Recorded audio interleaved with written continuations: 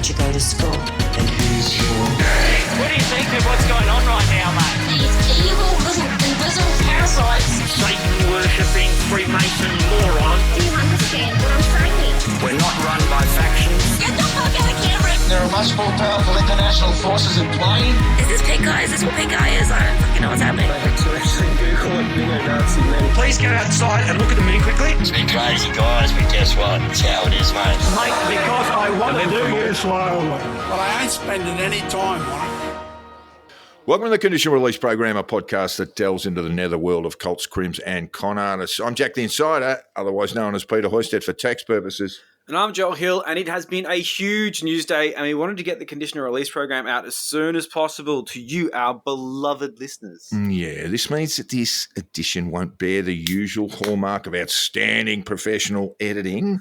Such is our haste to get it to you. You will learn that I lip smack a lot. And go and a bit, but that's a price I'm prepared to pay, and I hope you, dear listeners, are prepared to pay it too. There is some stunning self-awareness happening here. I'm not editing that out. So, look, it's because the subject matter is sensitive. You all know why. Dealing with what was a terrible tragedy in Bondi Junction on Saturday evening, which is just fucked and shitty. We will have to forgo the usual intro jokes about sponsors and patrons and all that sort of stuff. Just give us money and drink CB Co. All right? That's simple. Thanks, guys. You know the drill. Yeah, exactly. Yeah, look, it wouldn't be right, so we're not going to do it. So let's get down to the news. Yes.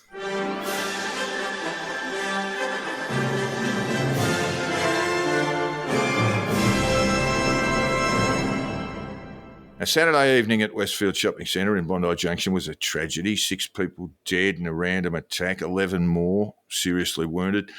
Outside and around the world, while we waited for further details, some members of the mainstream media and all across social media filled the information void with lies and misinformation about the identity of the culprit. It was particularly bad on Elon Musk's X. But one of the most sensible of tweets came from our very own Joel Hill. Give it to us, Joel. A lot of terrible people in this place should be feeling very sheepish today, and I guarantee you they won't. All you dickheads who made this incident about your pet culture war cause should be absolutely ashamed of yourselves.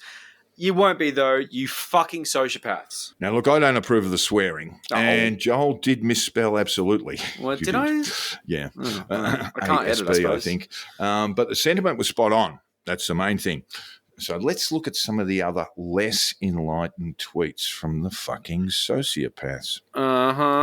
Here's ADH TV's Fred Paul tweeting less than 3 hours after the offender was shot dead by police, basically begging for the attacks, which have left 6 people dead and 13 seriously injured, to be an Islamic terrorist event. Australian governments spend enormous amounts of money to protect civilians from terrorism, which tragically proved ineffective today.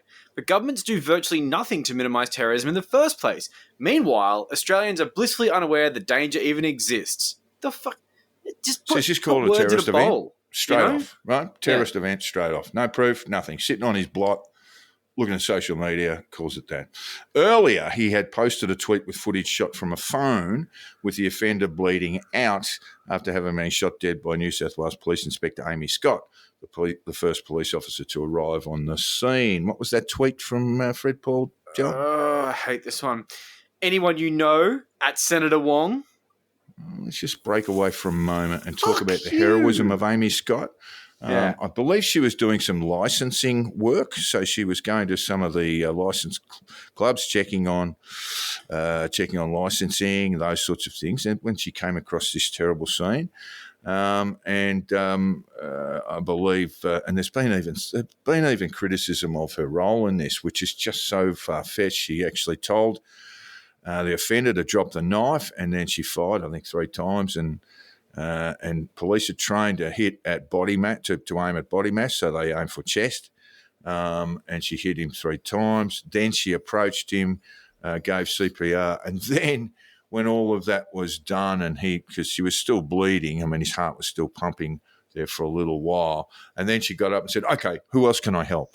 You know, so she just outstanding stuff. She will receive commendations and medals.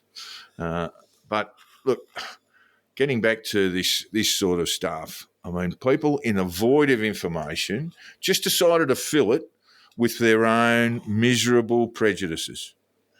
And that post there, anyone you know, Senator Wong, last time I looked anyway, it was still there on Paul's Twitter account. The suggestion, I presume, is that our foreign minister had, by way of a speech calling for a Palestinian state, encouraged Islamic terrorism. How does that make any sense? But what about the mainstream media? I mean, the Channel 7 News digital team got it horribly, horribly wrong. In a post on that network's website with the headline, "He was on a mission," which is actually a quote from one of the witnesses. He was on a mission, expert analysis of Bondi Junction massacre. I won't say who they had on as a expert witness or expert an analyst, but he's a true crime guy, right? And they dragged him out. Anyway, after he was on a mission, expert analysis of Bondi Junction massacre, which appeared on the Channel 7 website, the lead then ran, "The identity of the mother and 9-month-old baby have also been confirmed as victims of 40-year-old lone wolf attacker Benjamin Cohen." Ooh, and this is it, man. Feel free to sue Mr. Cohen. Any Benjamin Cohen living in Sydney, I mean, sure, one of them was pictured, but let's face it, that's a big defo. It's hard to find a more outrageous defamation than that. It's a walk-up start. Take him to the fucking cleaners, man. But where did that name come from, Benjamin Cohen? Yes, that's a very good question. So one of the first signs of it came from none other than the fucking useless cunt of a human being, the Aussie Cossack, Simeon Boykov. Charming. Yeah, Boykov named Benjamin Cohen as the unconfirmed identity of the attacker. It appears Boykov had little else to go on other than photos of the deceased, comparing them probably by an AI picture means, comparing them to Cohen, and later coming up with a Campsie man, David Irvine, as another unconfirmed name of the attacker. Boykov tweeted, give it to me, Joel. 40-year-old Queensland mental health patient Joel Couchy has been named by police as the Bondi attacker. Previous unconfirmed reports speculating the possible identity of the man as David Irvine or Ben Cohen were not confirmed. Apologies. Ooh, apologies. He offered an apology. He did. Earlier, he had tweeted the name Ben Cohen with an image of him, and then he had said unconfirmed again. He had said it was an unconfirmed report, but then went on to say, everyone thought it was Muslims, but here it is, a bloke with the name Ben Cohen, and then linked to a particular Ben Cohen's LinkedIn page. Yes, exactly. So I don't know how that unconfirmed word's going to stand up in court if it gets to that. Well, he claims that he got legal advice from his lawyer that the fact that he said that means he's basically immune from legal action.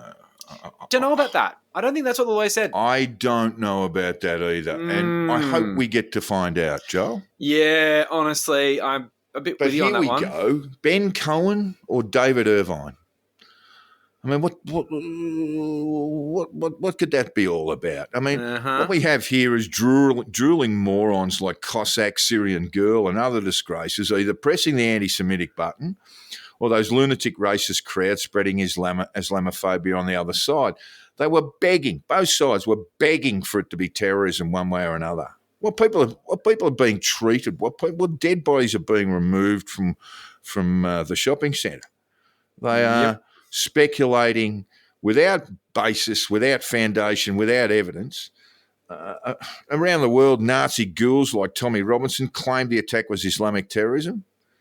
Julia Hartley Brewer, I'd never come across before, is a British radio presenter, political journalist and newspaper columnist.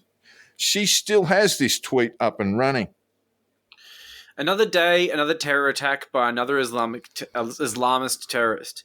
6 dead, others seriously injured, including a baby. Today it's Australia's turn. The other day it was France's. It'll be our turn again next. How long do our governments think we're going to put up with this? So she got the old Musk X disinfo treatment. Her tweet the community notes? Yeah, the community note said, no, you are completely wrong about this. So she doubled down in another tweet. I mean, why have these people got work, you know? It's just bizarre. It's the whole, like, you know, any attention is good attention in this, like, sort of attention economy. And that just means that people are bad and people do bad things. And that's why you got this, like, ridiculous Kick thing. It's like a Twitch streaming service where little cunts just go and annoy people in public because it gets attention and people watch it. So, you know, this is exactly what fucking Elon Musk wanted. But anyway, look, while a lot of people absolutely humiliated themselves on Twitter, many of them doubled down fucking hard long after his identity was revealed. They knew he was, and then they moved on to the next stupid thing to say. So, fuckwit libertarian, former and current nobody Topher Field is using this to call for more guns in this public. is quite common. This was quite common on the Sunday. There's heaps of people saying it. Oh, it's fucking disgraceful. And, of course, the other thing he's doing is just asking questions about whether the murderer was on SSRI-based antidepressants, which... I'm just asking questions. I don't have any evidence. I'm just going to speculate. We'll talk about this in a minute, but my understanding is that he was not taking his medication. Well, that's usually the problem. Not the medication, but the lack thereof. But that's a whole other story. And, like, you know, we don't want to really comment outside of the scope of our expertise. We save that for the shitty Patreon episodes, but where we speculate wildly about things we don't understand. Anything like this. We would I mean, this is insane. It was actually sickening. We'll talk a little bit. The Australian obtained an interview with the father today, and it was heartbreaking to watch. You know, any parent who's had children with mental illness will know the deep concern they have, the deep worry they have all the time. He told, I think Michael McKenna from the Brisbane office that he had taken his knives off his son. Yeah, that sounds right. Yeah. And the son actually reported that to police as theft. The police contacted him and he said, look, I'm just really worried about him. He was going okay. He said, you can live in my house, but you can't with these knives. He was going okay, and then he took off he lived in Toowoomba and moved on to Brisbane and then moved down to Melbourne. The father was very, very concerned. It was just really a harrowing thing. He didn't believe his son had been taking his medication for some time, so he was very concerned about that. And he said, look, everyone thinks he's a monster, but he's my son and I loved him. You know, it's just awful. It's just awful. And he and his family, the father and the family, have been fantastic. What they said that they fully supported. They held no rank and no issue with Amy Scott, the police shooter. And they're just absolutely mortified. It's a terrible place for them to be in, and they are victims, like the family and friends of the 6 deceased and the others in hospital, including a little baby who I believe is taking a turn for the better today. Yeah. I mean, at the end of the day, this is a mental health issue, and there's going to be lots of speculation as things go on. The sort of social awkwardness side's probably leaning toward an incel thing and blah, blah, blah. This is all post-mortem that happens down the track, and that's fine. The father did mention that, and he was asked, he said, do you believe your son targeted female victims? And he said, yes. He said, he was so socially awkward that he couldn't form relationships, and that caused him great frustration. Yeah, I mean, that's textbook incel. But the thing is now's not the time for me to be like a fucking incel expert and painting around my shit. There's no indication of any sort of association with incels or any particular ideology. I'll do some searching at some point, but I'm going to leave that alone because I'm not a fucking psychopath.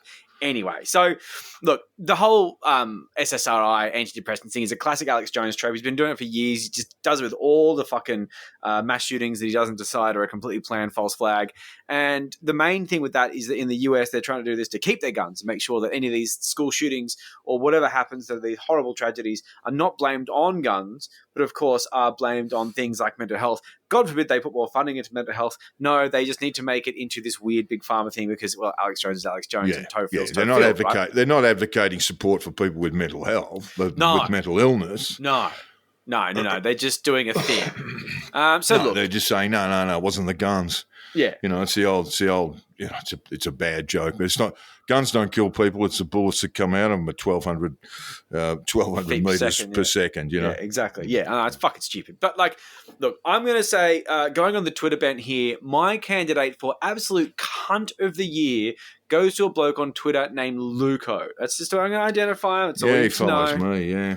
Yeah, I'm just not interested in really giving him too much Libertarian attention. dude. He's been hanging around the Liberal Democrats for a long time. Yeah, Jewish as well, so he likes chiming in on fucking Israel. But he's this sort of perennial failed candidate who identifies as a political operative, but really is just a bit of a cunt. I think he's probably made a lot of money from something because he seems to not have a job. And just this pro-Israel he's got an office mouthpiece. near the airport. I can only tell you that because he invited me down for a coffee one time. Okay, well, I'm glad that didn't happen because this guy sucks. Yeah, it didn't happen, no.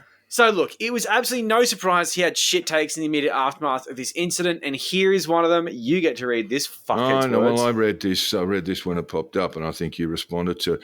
A modest prediction further to Westfield Bondi Junction stabbing attack. Have we got a date on or a time on this, Joe?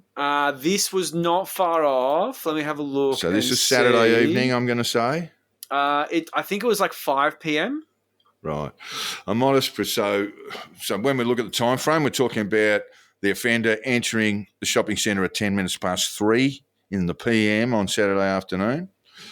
This is very, very raw at 5 o'clock. And so the tweet read, a modest prediction further to Westfield Bondi Junction stabbing attack. Penny Wong will want to give the attackers a state. The Greens will praise the attackers for resistance. The UN will blame Israel.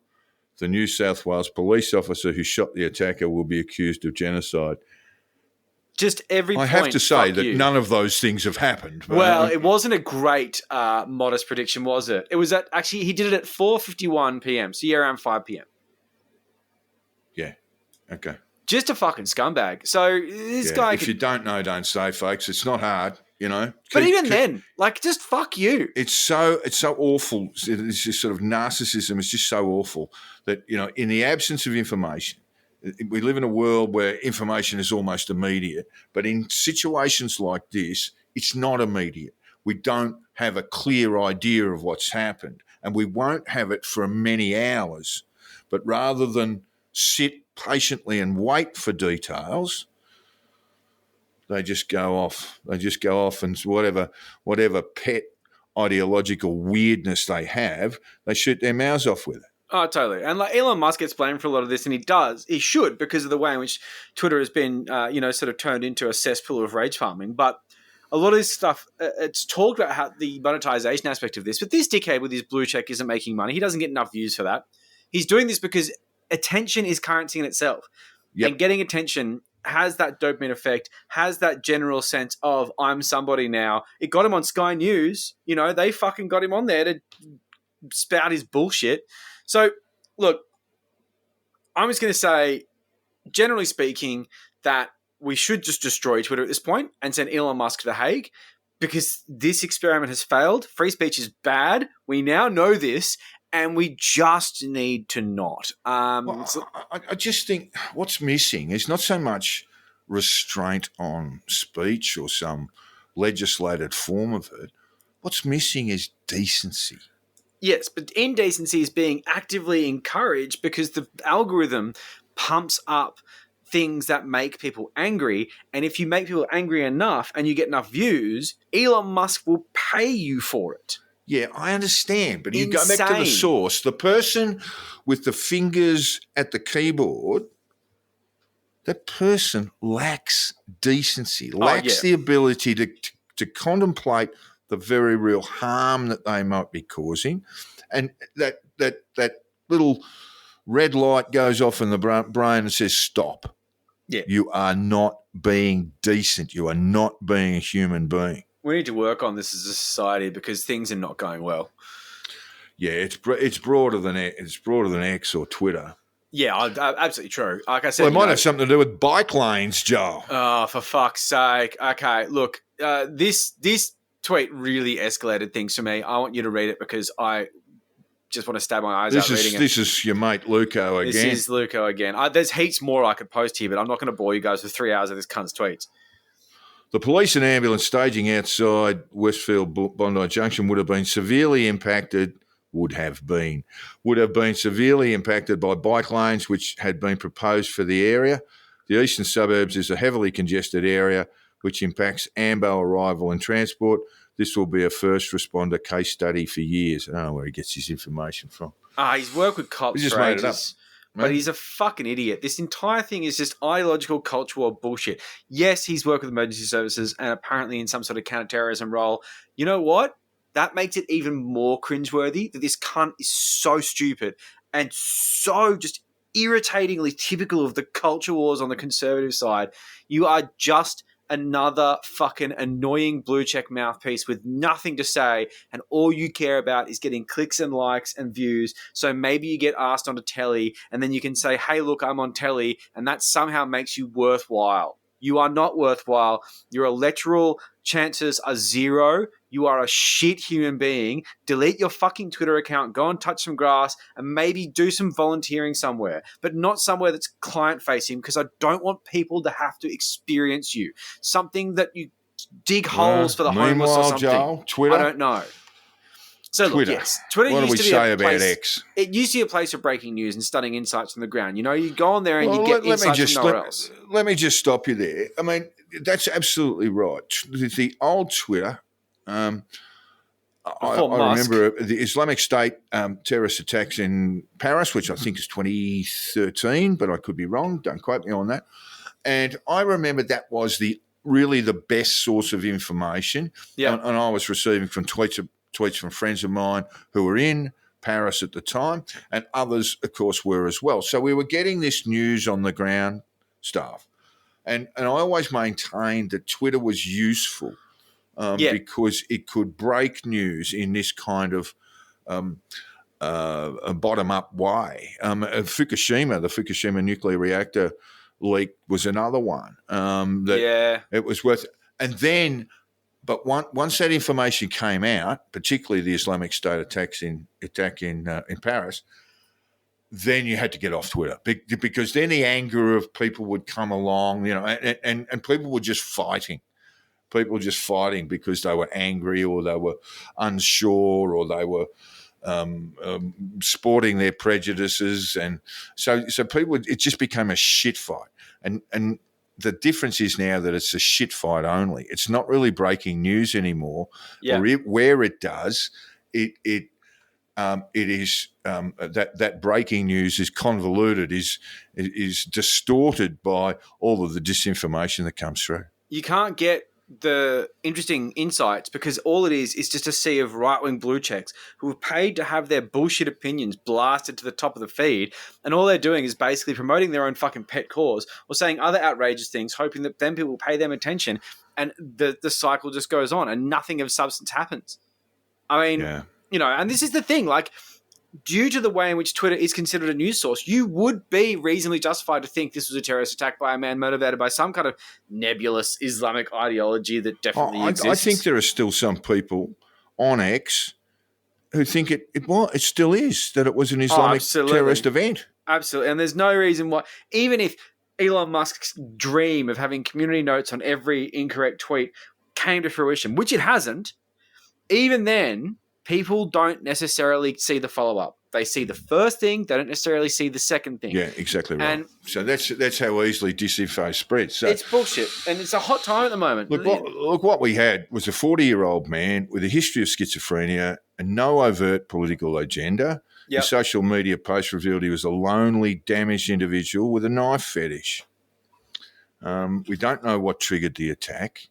He focused his attacks on women. We talked about the Australians' interview with the offender's father, and I know I'm biased, but the Australians done actually very, very good work on this.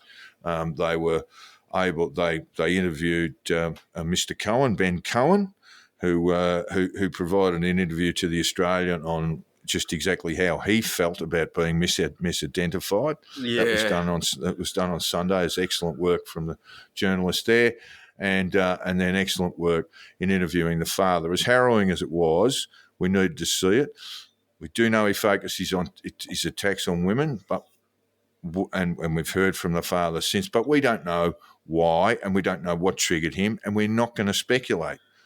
There's no So point. when we have attacks such as this anywhere around the world, as distressing as they are, what we see time and time again is conspiracists emerge to push their agendas until they are found to have either lied or are guilty of wild speculation, and then we move on to the next episode and they do it all over again.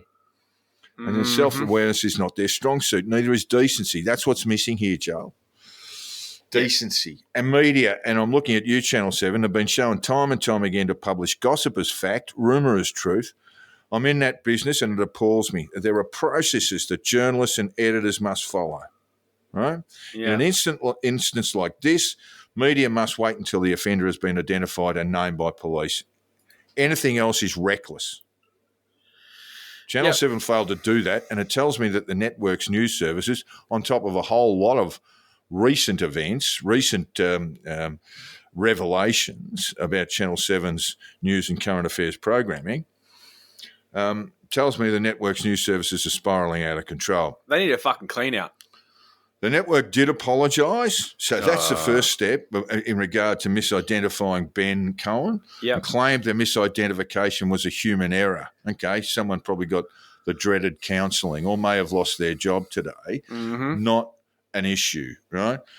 This is all part of that process that will see them having to settle a number of legal claims made against the network, particularly around misidentifying the offender. But for consumers, for news consumers, my advice is to ignore Channel 7's reporting on any subject. Yeah. If they consistently get things wrong, not just factually incorrect, but fail in basic processes, they are not worth your time. Yep. Now, other media organisations named victims, published photographs of deceased victims contrary to the wishes of family members. Yep. You know, it was a day of shame for Elon Musk's ex and almost as bad as for the mainstream media. Yeah, it was pretty fucking bad showing. Yeah. I mean, look, there's a whole descent. I mean, I went through the rabbit hole yesterday, last night, looking at some of the awful tweets, and some of them 24 hours after the event.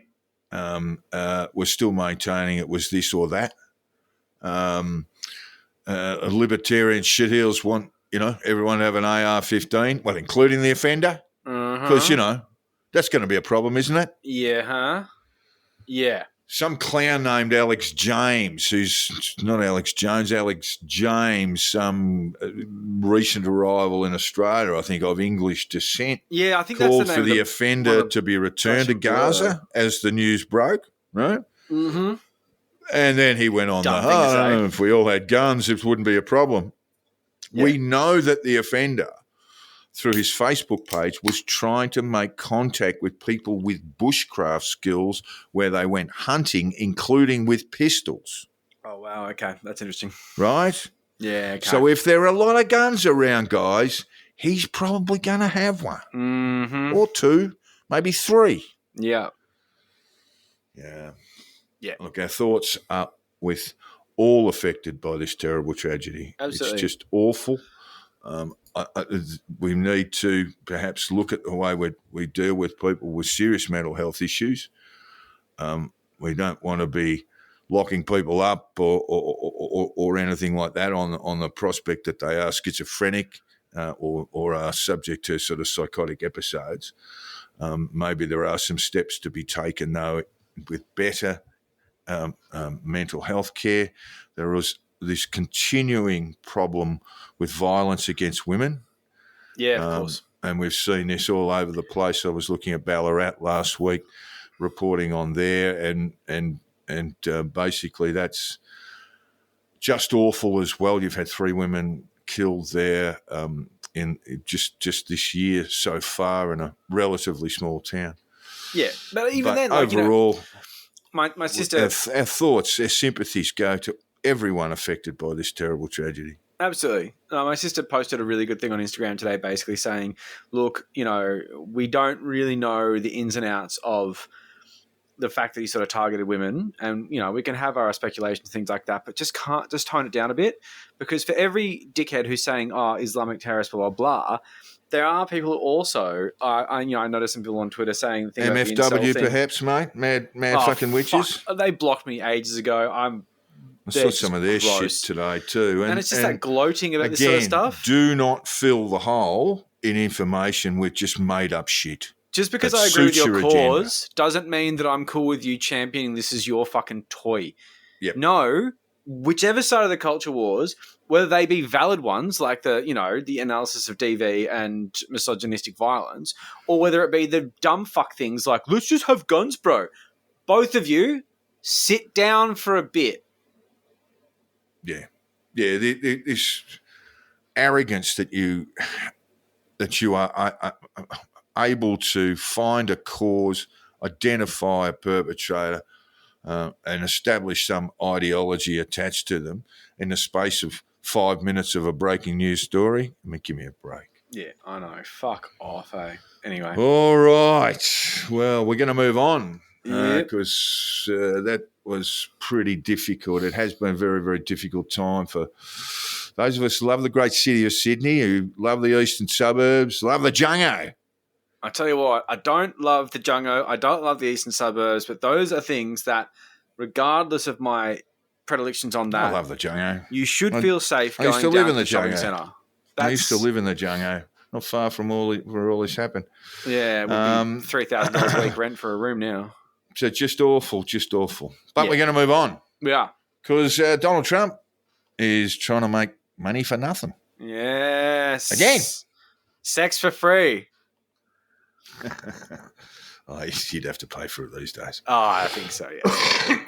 So you've got to pity the investors who put money down on Trump Media and Technology Group through the parent company Digital World Acquisition Corp. Doesn't that sound like an evil organisation? It does. Digital World Acquisition Corp. But that's the parent company that It's owns fine. TMTG. Uh-huh. The Trump boys love to use the acronym.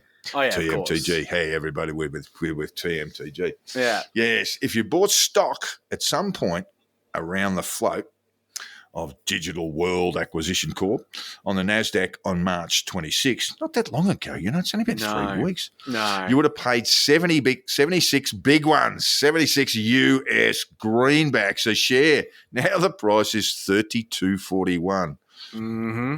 It was up a little this morning in trading. Oh, yeah. But look, it's another business triumph for the Trump family, Joe. Oh, mate, he's out of the deal, mate. Out of the deal. Seriously, this guy's the worst businessman ever. We know this based on very basic studies. Trump Steaks, Trump University. If he had taken his inheritance and simply put it in an index fund, Put it in the bank. he would be incredibly wealthy right now. But no, he had to fuck it up by trying to do things. So, and don't forget how many things people he's ripped off along the way. If he had actually paid his bills, he would be dead broke right now. He has externalized his failures to other people, often contractors on his giant, dumb fucking casinos and shit that all failed. Anyway. All failed. So the company's value is based on Truth Social, which is a short message blog, not unlike X. But unlike X, Truth Social has 5 million registered users 5 million. and 1 million active users. 1 million active users. How many of those are porn bots? In social media terms, it would be better getting your message across by wearing a sandwich board and marching up and down Biscayne Boulevard in Miami. A million active users, nothing. It's not a lot, yeah. In true Trump style, he's bound to make a whole pile of money out of this. Mm-hmm. It's almost beyond belief. He holds approximately 60% of the stock, and under the company's arrangements, according to Forbes, which reads, go hit us. First, the plan's 3 earn-out hurdles are the stock price holding up for 20 of 30 days above $12.50, $15, $17.50.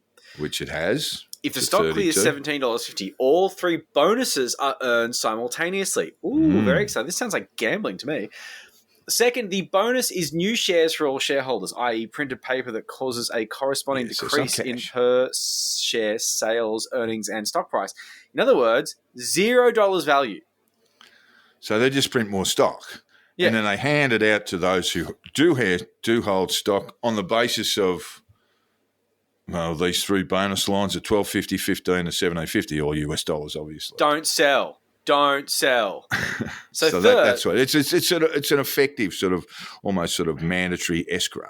Yeah, exactly. Because you don't want people selling all at once. Because honestly, this is a pump and dump, and everyone knows it. So thirdly, Trump. Donald Trump has an identical bonus plan, only with more shares than all the other shareholders together, which some of which I believe he strong-armed off one of the guys who founded the company. Yeah. So he's going to be rich for a bit anyway.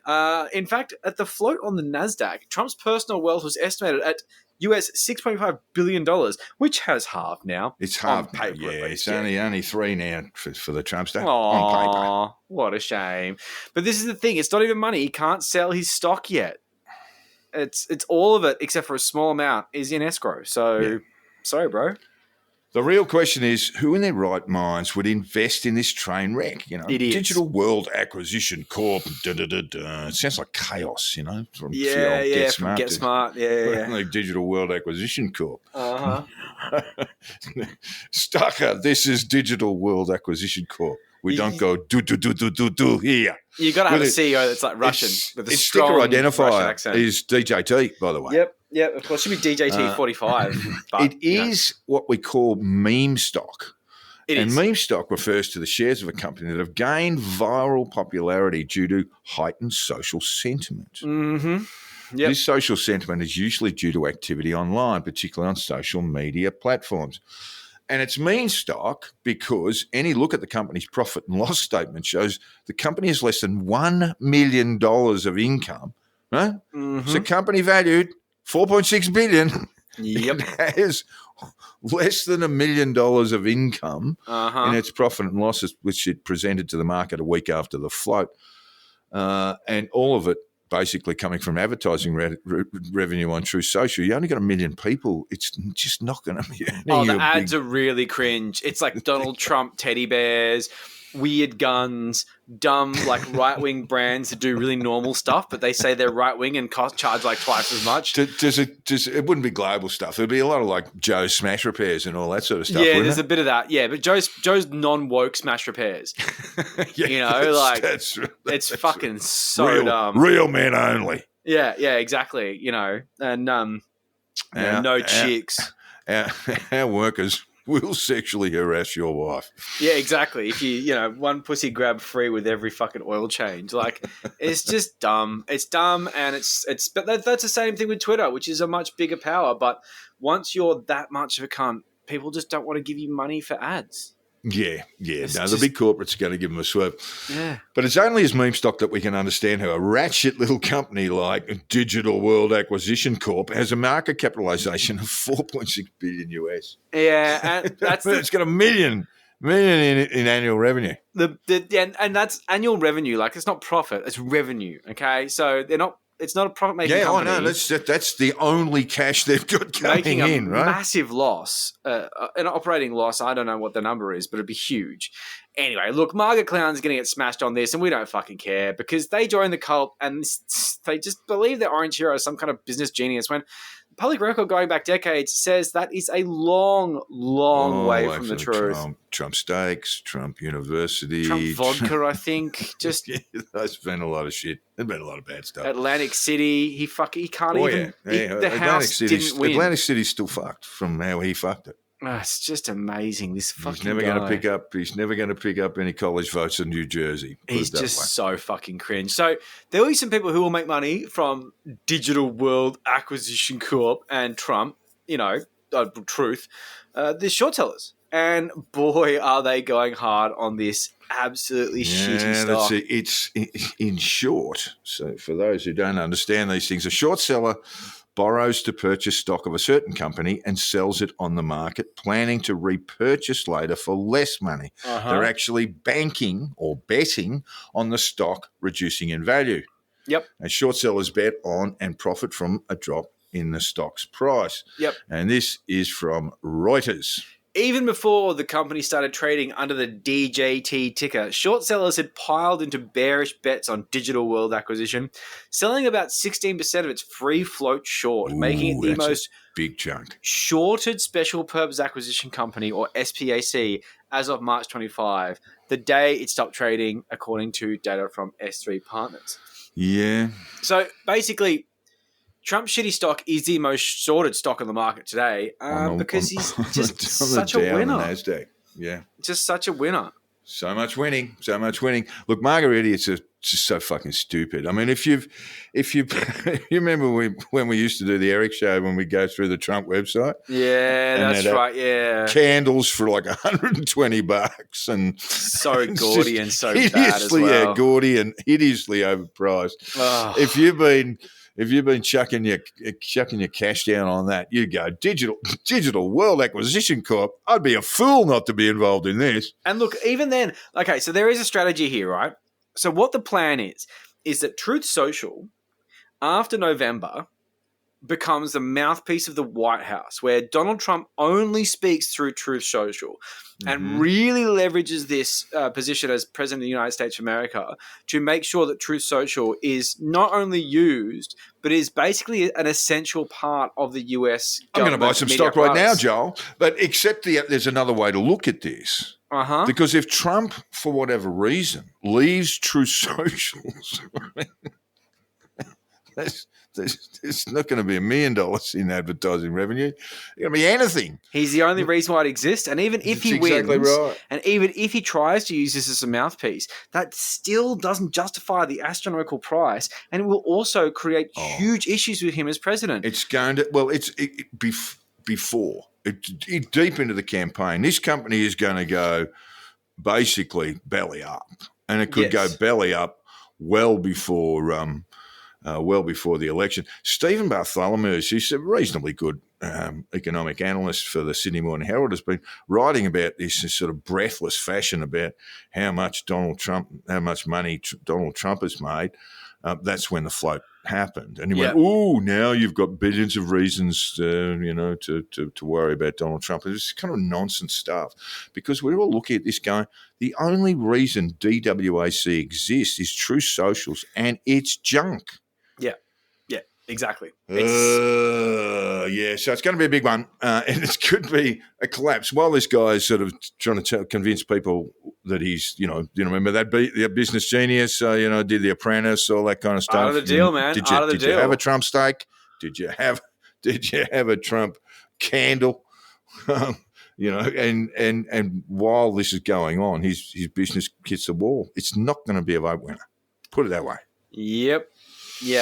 Alrighty. It's not great. I've just seen a Forbes article here, just having a look, which is just advice from Forbes, as being like a sort of market thing, the skull and crossbones. Sell Trump media stock now. An implosion is likely. Do not wait. These storm clouds are not going to dissipate. Who was that, Forbes or Bloomberg? This is Forbes. Forbes, okay. Yeah, well, Forbes don't like Trump. I mean, Bloomberg definitely hates Trump. But there's a whole list of reasons why you want to get out. It's not anti-Trump or never Trumpers or anything like that. It's saying, if it's your money, do not buy this stock. And of course, look, and we're going to move on, but like the main thing with this is that it is seen as being a way of donating unlimited money, almost anonymously, to Donald Trump. And I get that. And this is a way of basically getting around electoral yes and no, but while all these stocks in escrow, yes, but he eventually can't do anything about it, but just watch the ticker price go down. And then when he does get the ability to sell it and start selling a bit just to recoup his losses, there are probably all sorts of insider trading issues he's got to deal with there. And then secondly, he'll be selling, not at a loss. No, I understand it because he was issued the stock didn't have to do anything for it. Didn't pay for it. It's free money. So he's been issued the stock. It might give him a few $100 million, nice money if you can get it. It ain't bad. I fully accept that. But the loss of prestige and reputation that we normally associate with Trump's doomed business ventures will be happening right in the middle of a glare of a presidential election campaign. Yeah, that's very, very true. Look, I just see It's something to watch. We'll keep you updated. There's two sides to it, and the one side that is meant to see this as having some sort of strategic validity, whether it be funneling money into the Trump campaign or free money for Trump or any of those sort of things, even that tends to just fall apart at every turn. It's a lot harder because it is now, because Digital World Acquisition Corp is now subject to the SEC. Yeah, it's on the Dow, it's on the NASDAQ.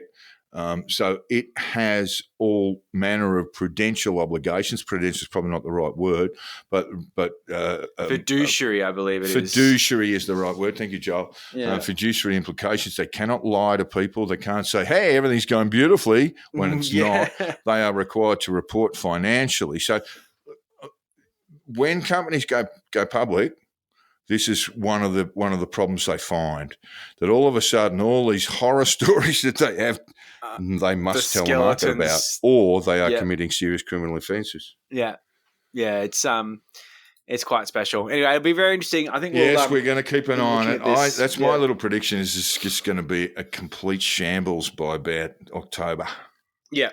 Basically, the only way this can be saved is if, as they compare it to GameStop and AMC theaters and things that happen in Wall Street Bets, that an insane amount of insane people pump this full of money.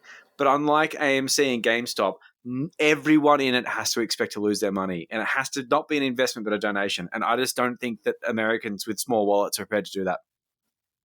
Yep. Yeah.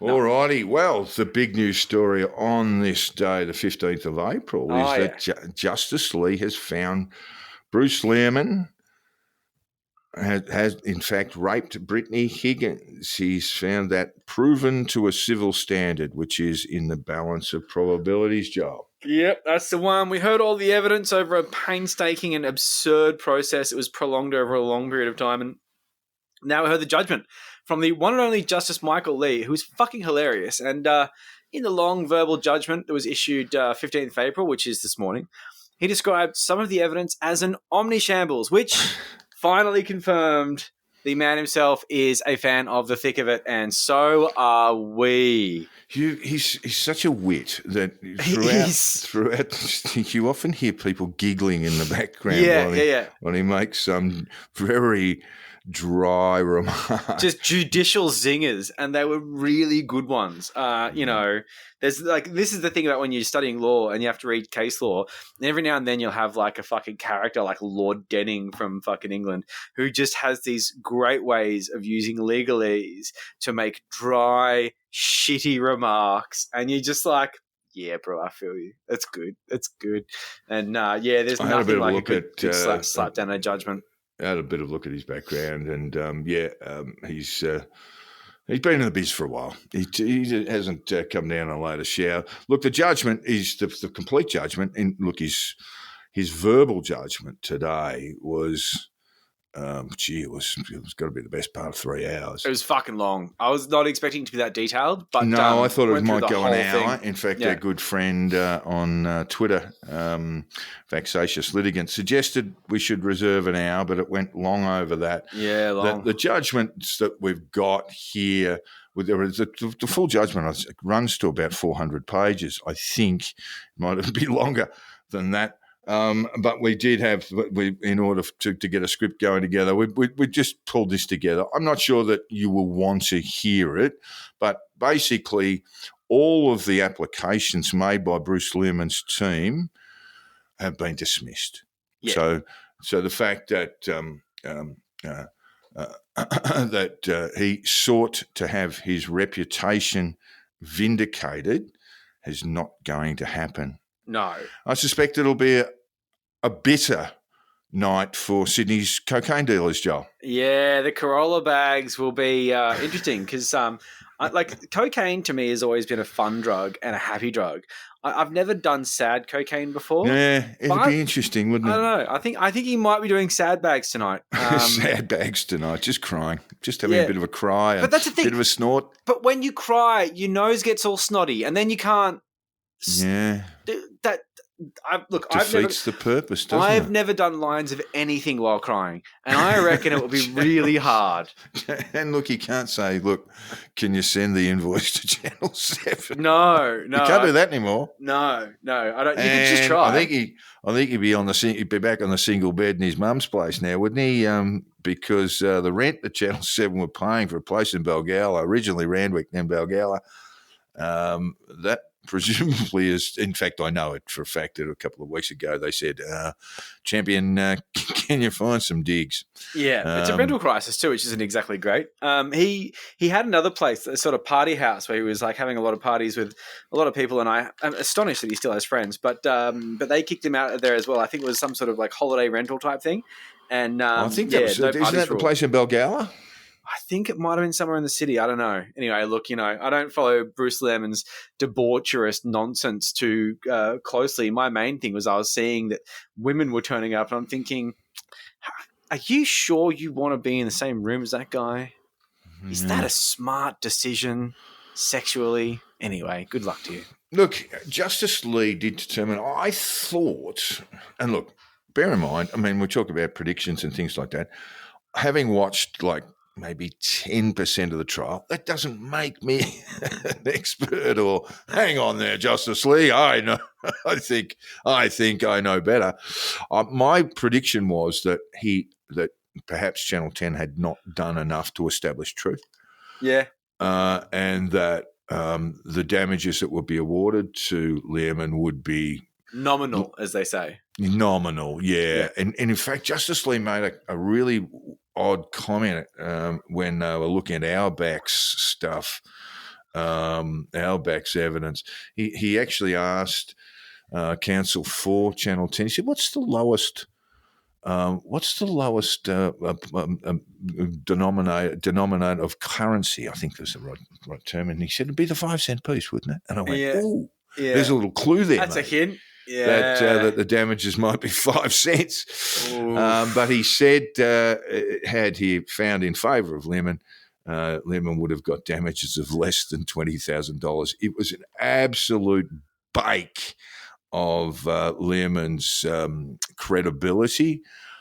Channel 10 made the really funny remark, or their lawyers said, I think, because Lehrmann is next studying law at university, and I can't remember where, but it's Notre Dame. So let's not get too carried away. Notre Dame. Yeah, exactly. Yeah, look, I know Notre Dame University. I used to live near one of the there. Channel 10 lawyers said, I probably should have a look at some other study. Yeah, because this is a judgment that means you're a lying bastard. That's basically it. That was basically it. I mean, Channel 10 and Wilkinson have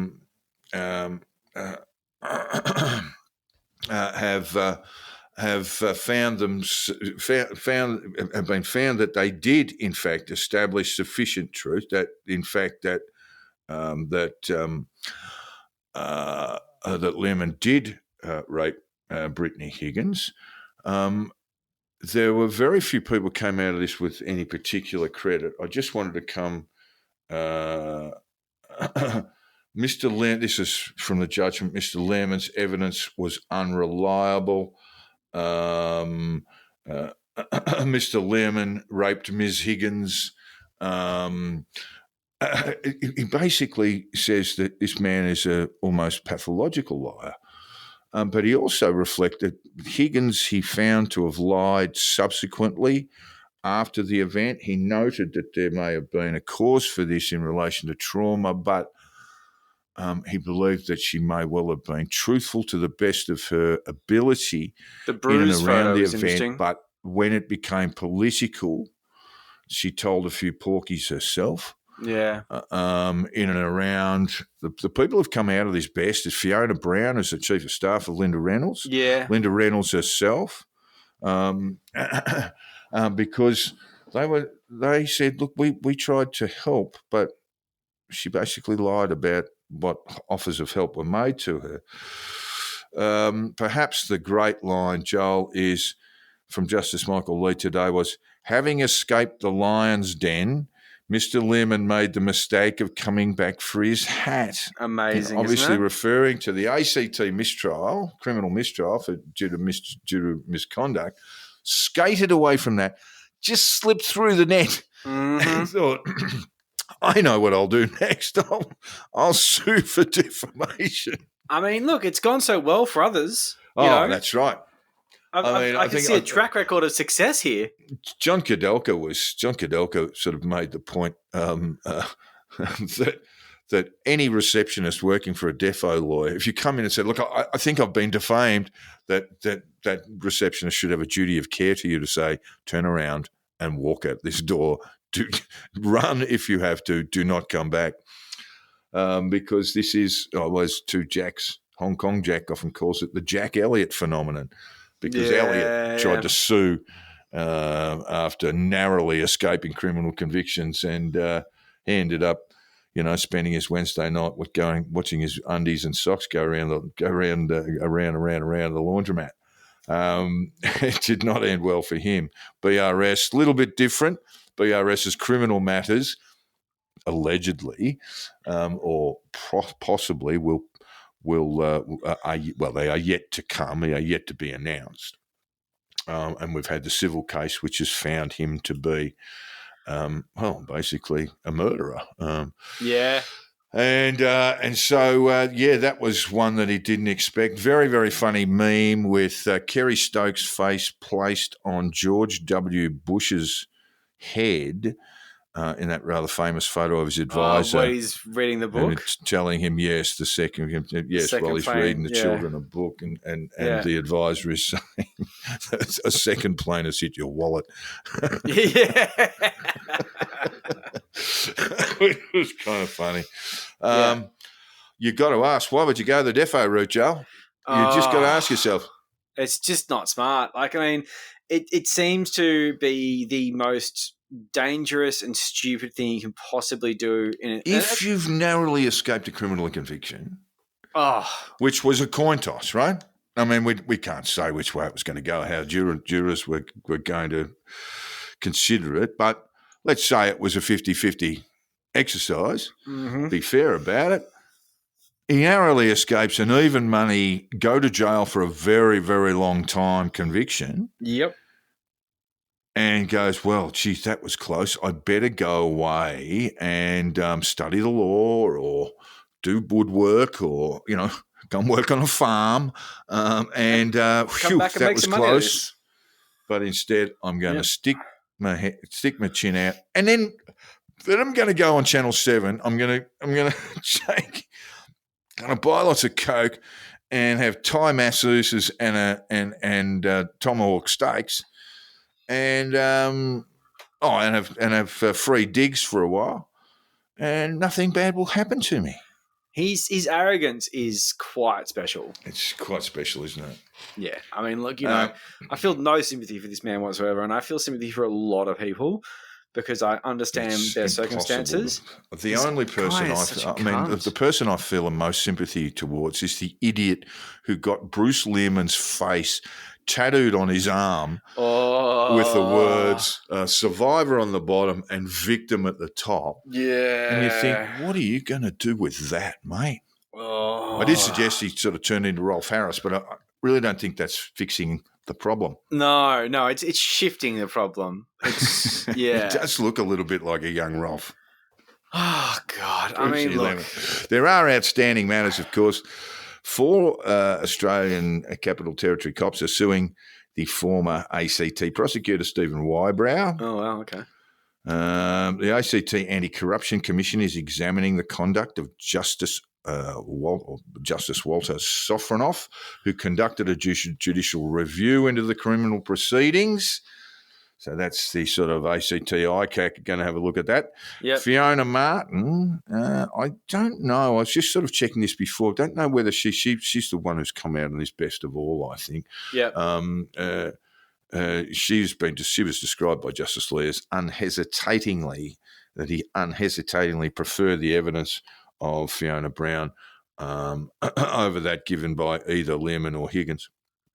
I'm not sure whether Fiona Martin is engaged in legal proceedings, but certainly her former boss and former Defence Minister Linda Reynolds is suing Higgins and her partner David Shiraz. That might not last forever after the... You would think there would be an attempt to settle. They have had mediation proceedings in Perth. In fact, Brittany Higgins and David Shiraz had to fly home from France to attend a mediation session.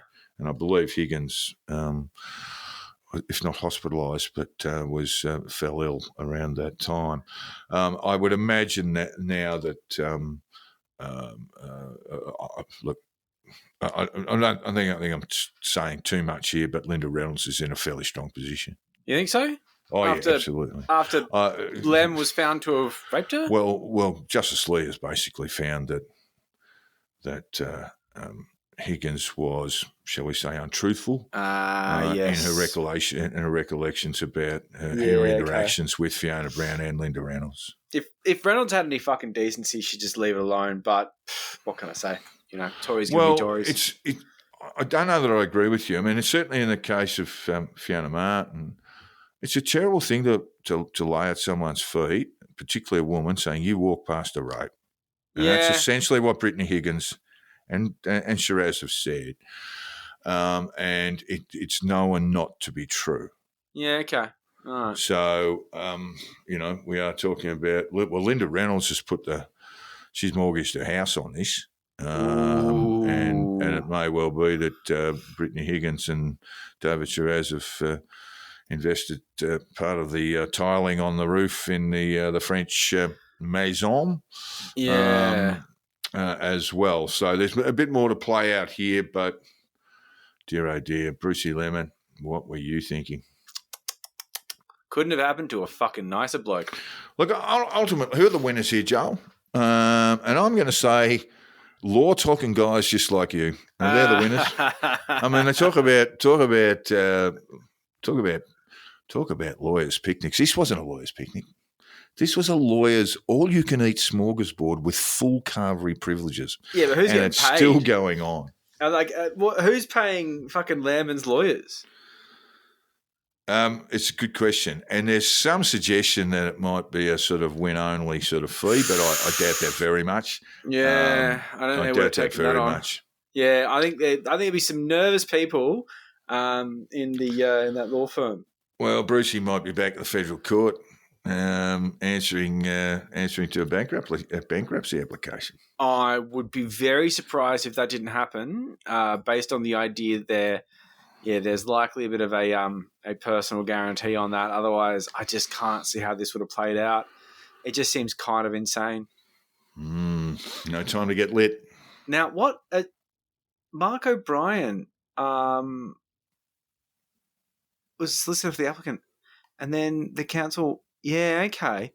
It's just there's a lot of different players in here with a lot of different balance sheets. Oh yeah, you're all in trouble. Well, they'll be sending out fairly substantial bills to all of the parties today. So I know Lisa Wilkinson, who's probably lost a career over this, she'll claim it as a victory. But I think Channel 10 will be looking at her and going, yeah, look, if we decide to do that morning show, the one Denise Drysdale used to do, you can probably do that, or you just sit over there and get me a coffee. Yeah, I think she'll be okay though. Look, when it comes down to it, she's not going to, she's not going to lose her not house short or of anything. yeah, she's nothing like that. But her reputation is, I would think, fairly substantially in tatters. Yeah. So not a lot of winners except the lawyers, Joe. Yeah, I was thinking that today when Justice Lee was tearing apart Higgins and Lehrmann, and I'm just thinking, fuck me, everyone's having a bad day today. You can't listen to this and be like, woohoo, killing it. Mm. We fired you, we sacked you, we dismissed you as what?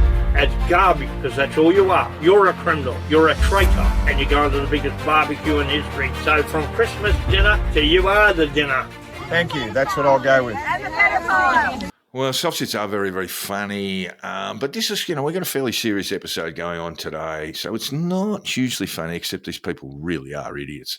A couple in southeast Melbourne have filmed their altercation with police after having their car impounded following a breath test that they refused. Well, the Classic. driver, David, did.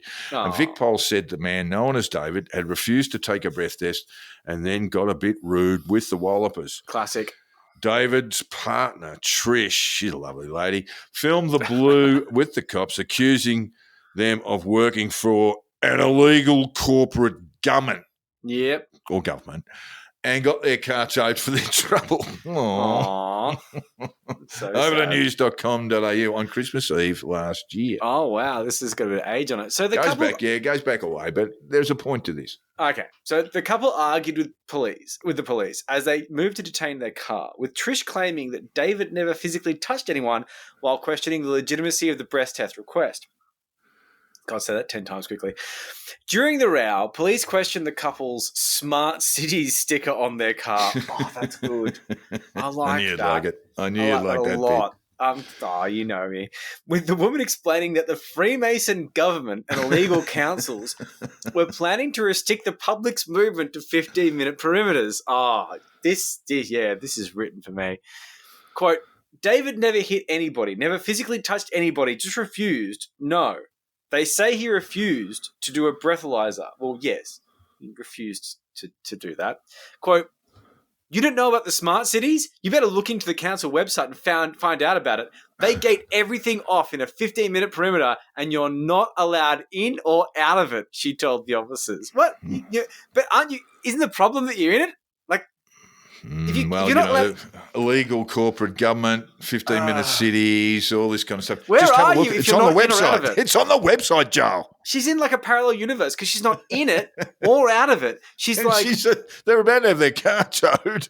So, I mean, they'll be stuck in that 15-minute city. They'll never be able to get out. Yeah, you better get back to your perimeter, mate. Otherwise, you're going to get tasered from the sky or something. Jewish space more on the smart lasers. cities nonsense shortly. But the couple good. told the cops they intended to sue the cops for damages to their car. I presume Vic Pol is still waiting for the writ. Hello, is it there? Have you checked the mail? Sometimes it falls behind my desk, so check there too. No, still no writ. No. So the woman was also questioned the authority behind the law requiring a breath test, with the officers explaining it was Victoria's law.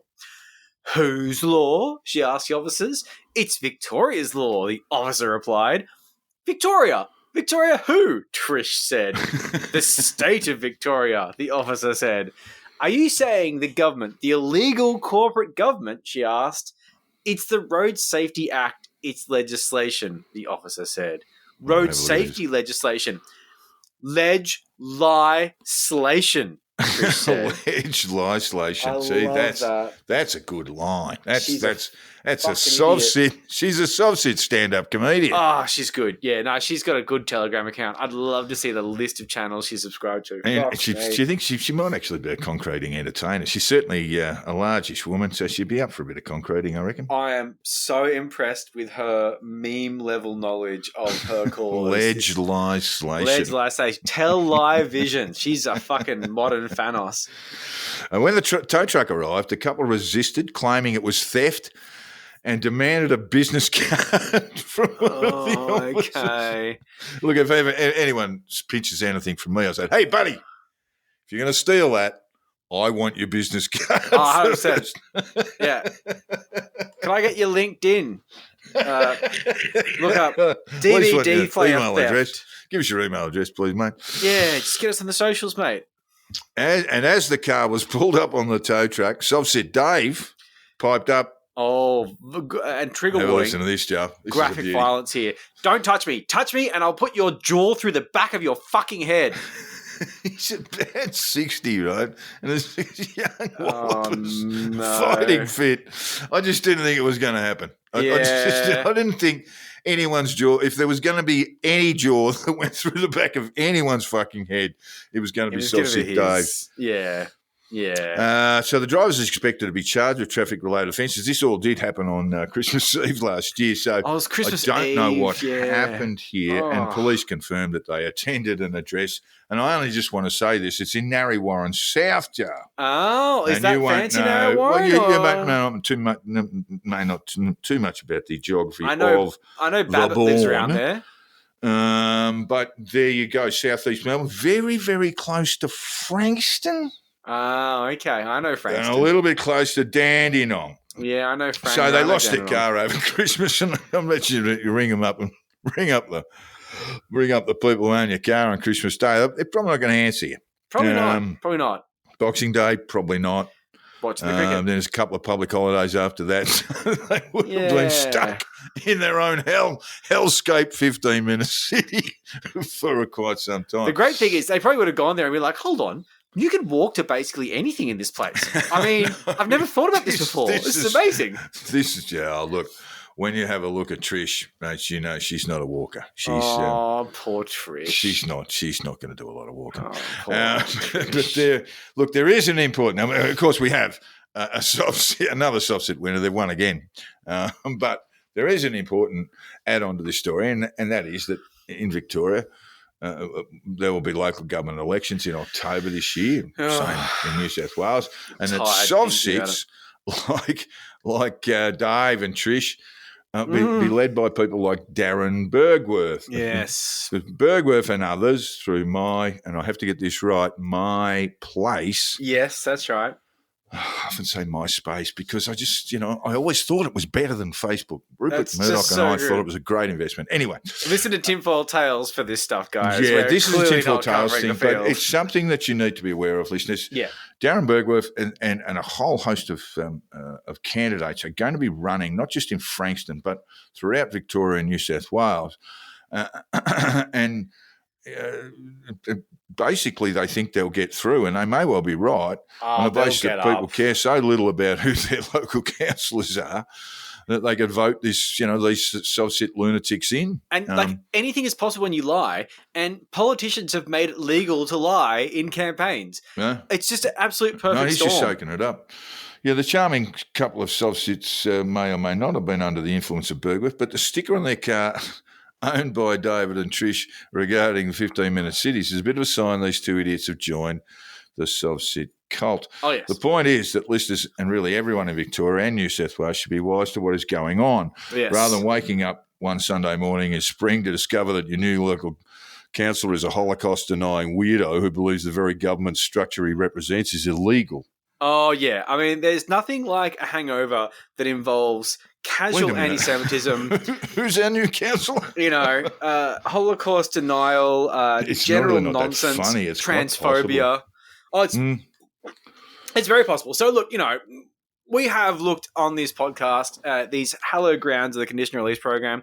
We have looked at this sort of great shitty pile of rhetoric around 15-minute cities. It's a town planning exercise. It's innocent for the most part, although the continued use of sort of sensors and surveillance cameras should be of alarm, as well as this sort of, use of that sensor data, the data engineering. A lot of this sort of stuff does tend to go toward marketing and take targeting it up with Google. Take it up with Google. Yeah, and that is the thing. And of course, we should be on top of this, but the idea that 15-minute cities are inherently evil is genuinely fucking stupid. And yes, we should all be vigilant. Recently in the city of Sydney, they put up all these bloody billboards everywhere, and they have cameras in them, and they drive me fucking nuts. And they're getting information for the sake of marketing. And you know what? That means that, spoiler alert, if I still lived in the city of Sydney, I would not vote for Clover next election. Well, it's about time, eh? She's been getting back in on votes for stuff she's never really supported. She's the sort of friend of the LGBTQ community, but she's never done anything for them. She looks very gay, though. Give her that. Well, that must be it. Because credit's due. I remember handing out, I shouldn't say this, but I remember handing out a head of vote cards for a friend of ours who was running in the ward, a friend of ours, and I don't mind saying this, and she was a Labor person, but and it was a quite convivial group of hand-arounders. I had the Libs there and the Greens were there and everyone got on except for the Clover Moore people who were just so snooty. Yeah, because they knew they're going to win. Yeah. Pissing in every time. I'm not a fan. I'm not a fan at all. Yeah. And as I say, she's sort of the friend of gays and lesbians and trans people.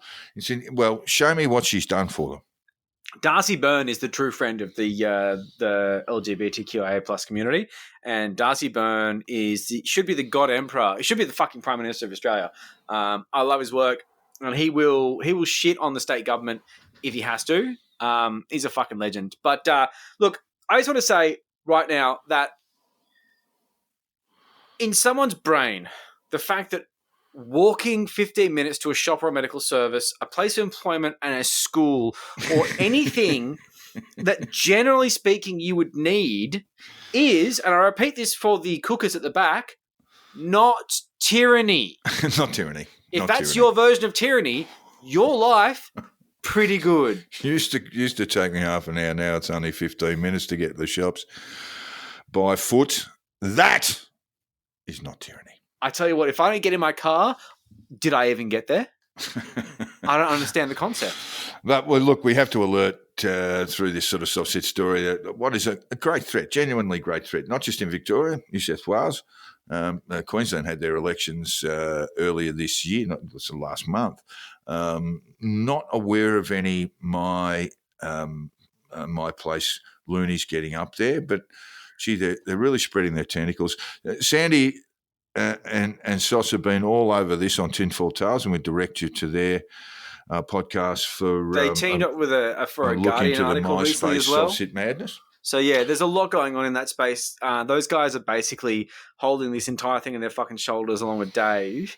But we're gonna talk to Dave and either the Tinfoil Tale girls, Dave, of course, who know way more than we do, or we'll just do our political hack thing and rely on his intricate knowledge of the situation. Either way, we need to make sure that Dave's brakes aren't cut and that he stays alive, because he's a very deep. important part He's of gone this. in deep. He's gone in hard. Look, in short, listeners, these fucking SovCit retards are coming, and the best answer is eternal vigilance.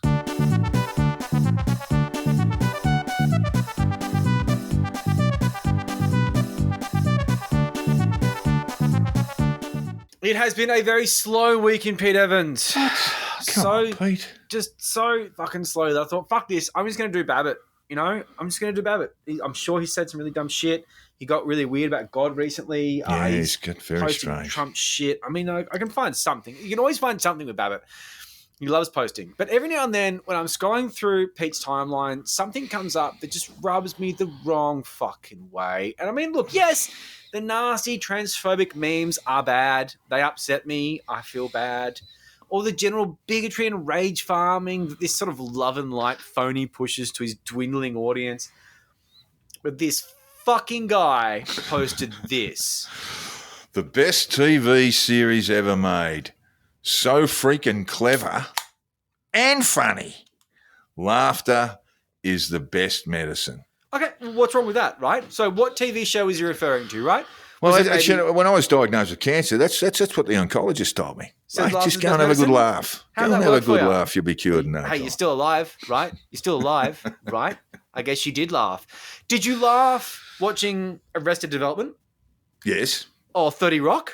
Oh, yeah, loved it. That cured your cancer? What about The Office? Oh, big fan. You love The Office? Maybe even, let's go back and let's just say The US Seinfeld, Office. right? Both is good, but just, I think the UK Office gives you more cancer, to be honest. It was the fucking Big Bang Theory.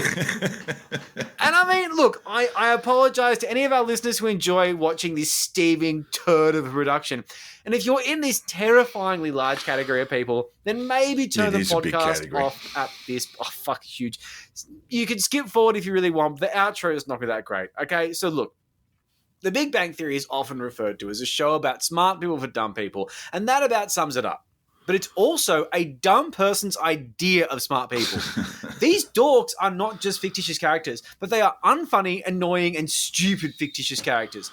This should never have got past committee stage. I mean, you've got like fucking like two dickheads in Hollywood in a room saying, "Oh, hey man, let's make a show about nerds, but let's make them like insufferable cunts." Yeah, sick. Yeah, green light that. That sounds fucking sick. Oh yeah, and make sure it has a laugh track because this will be for people who have no sense of humor and need to be told when things are funny. No natural laughter. No, because there's nothing funny about the show. So the success of this fucking Omni Shambles is a strong argument against democracy. The fact they had to insert a hot chick into it to objectify her and humiliate the nerds, but of course then eventually making sure she fucks one of them, is a part of this cunty chemical formula that created this abortion of a television production. And I'm sorry, listeners, if you do like this show, statistically some of you will, because it is insanely popular. But as far as this statement goes, the Big Bang Theory is not even close, not even remotely close to being the best television show ever made, even if you like it. And I'm telling you right now, that is a personality flaw. It has got to be in your top 50 at best. And that's only if your brain is so destroyed by whatever the fuck fluoride you're putting in your water that has possessed you to enjoy this slop. Surely you can see there are better shows written by much funnier, smarter, and more interesting people. Well, I did see a couple of blokes walk on the moon. I thought that's pretty good television. Does Pete think The Big Bang Theory is better than that? Yes. Actually, Pete probably thinks that didn't happen. So there is that. Great Kubrick film. Right, guys? Right? Yeah. So I guess it's that old adage, right? Fool me once, shame on you. Fool me twice. I probably like watching The Big Bang Theory. I don't know where I'm going with that. Look, I shouldn't be surprised that Pete has shit taste in television and film. Imagine being at Pete's place, just sitting around and go, mate, what do you want to stream? Can we stream The Big Bang Theory and just watch about 20 episodes end on it? Oh, and Married at First Sight. Fuck yeah. Pete is what we like to call an empty vessel. I would almost be disappointed to think that a man who is well-versed in excellent television productions like 30 Rock and The Office would turn out to be such a cunt. You know, it's like having a really nice dad but still turning out to be fucking like a real estate agent or in marketing. Like, that shouldn't happen, but it does. Now, The Big Bang Theory suits this fuckwit to a T. It is perfect for him. It is a show about smart people for dumb people, and boy, oh boy, is Pete Evans fucking stupid. Well, you know. Yes, well, probably. Yeah. And you have been listening to the Conditional Release program with your host, Jack the Insider and Joel Hill. If you haven't already, hit the subscribe button. And if you've enjoyed our bullshit, throw us a 5-star review on your podcast app. You can find us both on Twitter, at Jack the Insider, at Crunchy Moses. Hellscape. It's shit. Don't do it anyway. Yeah. But anyway, we are there, and my DMs are always open. In fact, I prefer conversing with people than just throwing a few gags in there today. But, it's been a tough day. Yeah, actually, we received a Black Hill Fuckwit recently. We need to put that in the next one. Yeah, we do. In the next one, yeah. I didn't see it. I had to really avert my eyes, though. I have got it. And thank you for that, listener. I think it was like Kurt or something that sent it in. Anyway, look, share the episode. Send us some money through Patreon if you can. That's great. We exchange that. Actually, we should do a good Patreon episode coming up because I want to say all the stuff we told people not to do about all the things we talked about today in about like a week's time. I think we're going to do that. But I look forward to doing it in a very sort of private and tactless way. Well, the Patreon is up and running. I think it's www.patreon.com/the Conditional Release Program. Nah, just Google it. It'll be fine. I think, you can Google it. You'll get it that way. It's up and running. So, we can, if you could just throw a few dollars our way, we'd appreciate it. Yeah, keep the lights on, mate. It really, really helps. All right. And finally, all feedback, tips, and death threats should be sent to the Conditional Release Program at gmail.com. No stops, no breaks. We would love to hear from you, even if it's to tell us that you borrowed a heap of money in our name to buy Trump stock and you're expecting the price to go way up. Oh, yeah. That'd be really bad. Even if he gets in office, it's going to tank. Anyway, thanks, listeners. See you next time. See ya. Bye. I don't think I ever want to talk to any of those people. Fuck me! You guys are bastards!